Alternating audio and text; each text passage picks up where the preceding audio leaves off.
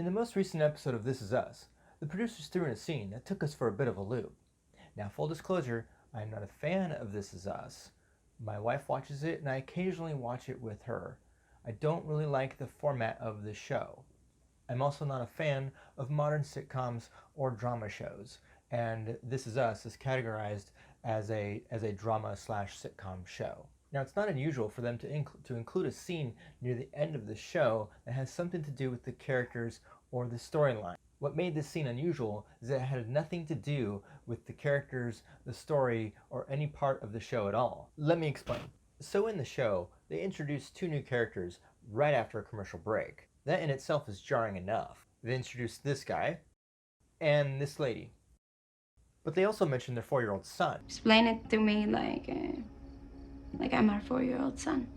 Then they cut back to Miguel. Now at this point, we're all thinking that the previously mentioned 4-year-old son is Miguel and that he is related to the two characters that were just introduced, and that somehow that's related to what's about to happen. Now, why did we think that? Because her clothes are 1970s style, and the refrigerator is something that looks like it's out of the 1970s as well. Plus, they cut back to Miguel right after mentioning their 4-year-old son, so it only made sense to us that he was related to them. We were all completely wrong. It turns out that, well, I'll let the characters tell you what. When your mother wants a picture of Mike, what do? We mail it to her. Mail it to Argentina. She gets it a few weeks later. What if instead of waiting for the mail, she could see the photo on a computer? The military has created a network of computers around the world. They're all connected. Soon common people will have them. And if my team can optimize a form of data compression, they'll be able to share images. So you put a picture on a computer and my mother across the world sees the same picture? Yes, and imagine if one day it wasn't just a picture. Imagine it was a movie. Imagine you could talk to someone on a screen, like a phone call, but with video. This is completely wrong. Let me break it down line by line.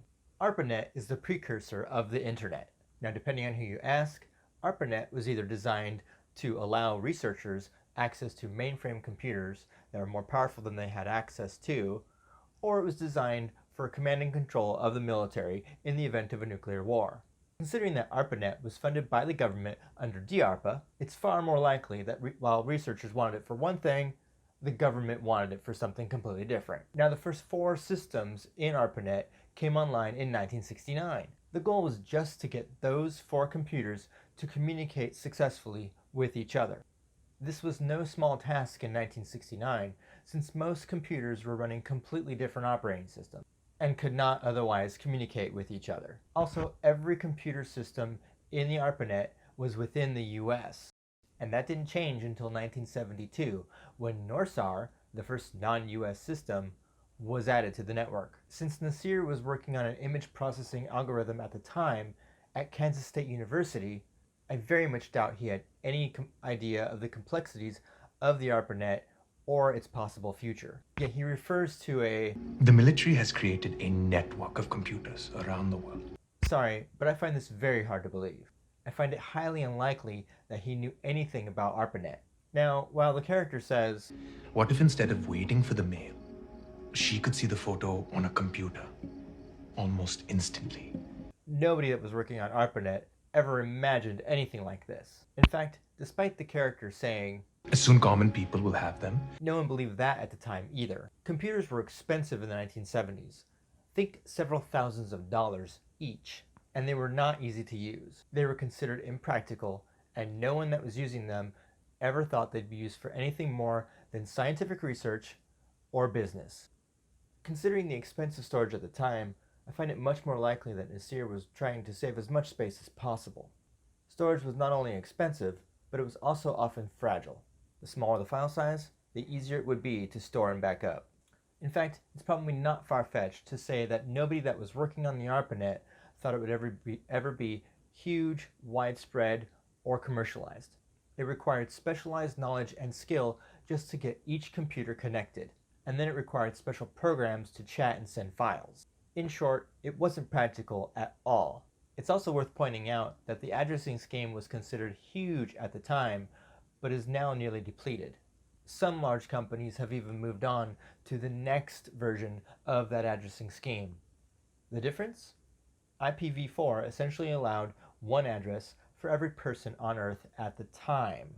That was about 4 billion people. The people working on ARPANET never thought they'd need more than that, considering the expense of owning a computer. Contrast that with IPv6, which allows one address for every square inch on Earth. That is a significantly higher number of addresses. Will it ever run out? Possibly, but it'll likely be much longer before it does. One other thing worth pointing out. As the internet started to get larger, people did start using images more and more. But they didn't start using JPEGs. They were using GIFs. JPEG images use lossy compression, and most people didn't have high-speed connections at the time. So they used GIF compression. GIF is lossless. The difference is that you don't lose any detail when an image is compressed with GIF versus if you compress it with JPEG. Even though GIFs don't have a large color palette like JPEGs do, GIFs were far more popular in the early to late 90s internet because no one needed that many colors. Animations easily could be done with GIF and were far more important in an era before Adobe Flash and its successors. And file sizes were much smaller. Since most home users were still on dial-up modems, small file sizes were essential to a speedy website. As far as sending and receiving images, people just weren't doing that in the early days of email, even after signing up for commercial internet services. They'd have to either digitize their photos with a scanner, or they'd have to take pictures with a digital camera. Digital cameras were becoming more popular in the late 90s, early 2000s, but even that required copying the file to your computer. The idea of taking a picture with your phone and sending it to someone else started to become popular with texting, but there was still no way to send that picture to someone in an email. The other person would receive it in a text on their phone. It would take the launch of the iPhone in 2007 to popularize the idea of sending pictures through email. The point I'm making is that no one would have conceived in the early 80s of sending pictures over the internet, much less having a video call. These were the things of science fiction and science fantasy.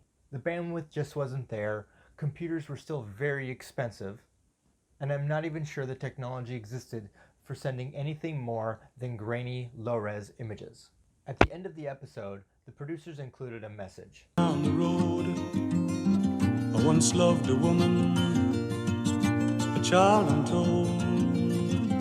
I gave her my heart, but she wanted my soul. My question at that point was, why? Why only him? Images were certainly not at the forefront of everyone's mind in the early 70s. As I mentioned, just getting the computer systems to talk to each other was a monumental feat.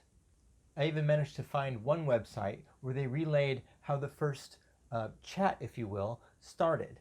They had a phone call and they talked about how they had hooked up this other computer. So it was one computer in one location talking to another one in another location, and they pressed the L on their keyboard and they asked them, "What do you see?" And they said, "We see an L." Then they pressed the O on their keyboard. "What do you see?" "We see an O." Then they said, "Now we're pressing G." The chat crashed at that point. 3 characters in, and the chat crashed. They couldn't even send 3 characters. The idea that they were thinking about possible futures, or a possible future where they could send an image, they were trying to fix it so that they could type text. Just type text. So for them to have his character in 1970 try to foresee that one day people will be able to send images instantaneously is, to me, laughable, especially after he references the US government. The military has created a network of computers around the world. The government wasn't interested in that either. The government was only interested in being able to make sure command and control remained online in the event of a nuclear attack. There are so many other people that should have been included in this message that I have to wonder what the producers were thinking. Why not Tim Berners-Lee? Why not Vint Cerf? Without Berners-Lee, you don't have hypertext, meaning you don't have the ability to click a link in an email and have it open a Zoom call on your phone. Without Vint Cerf, the ARPANET never even gets built, and neither does the internet.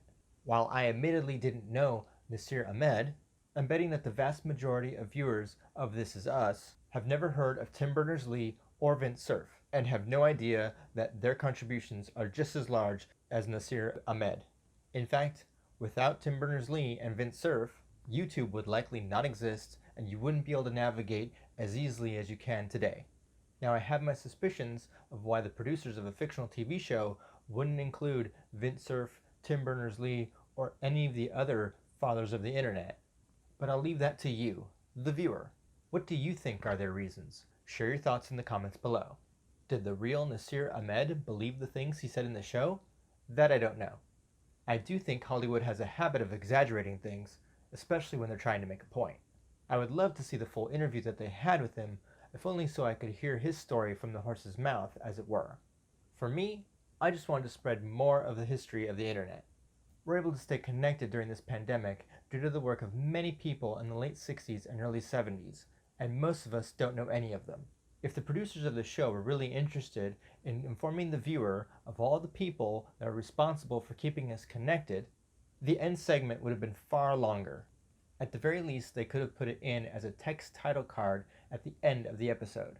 As it stands, they make it sound like Nasir is solely responsible for keeping us all connected during a pandemic. And that is quite simply false. That's all I've got for now. I hope you enjoyed this video and learned something in the process. So thanks for watching. If you liked this video, be sure to hit that like button. If you haven't subscribed yet, make sure you hit subscribe.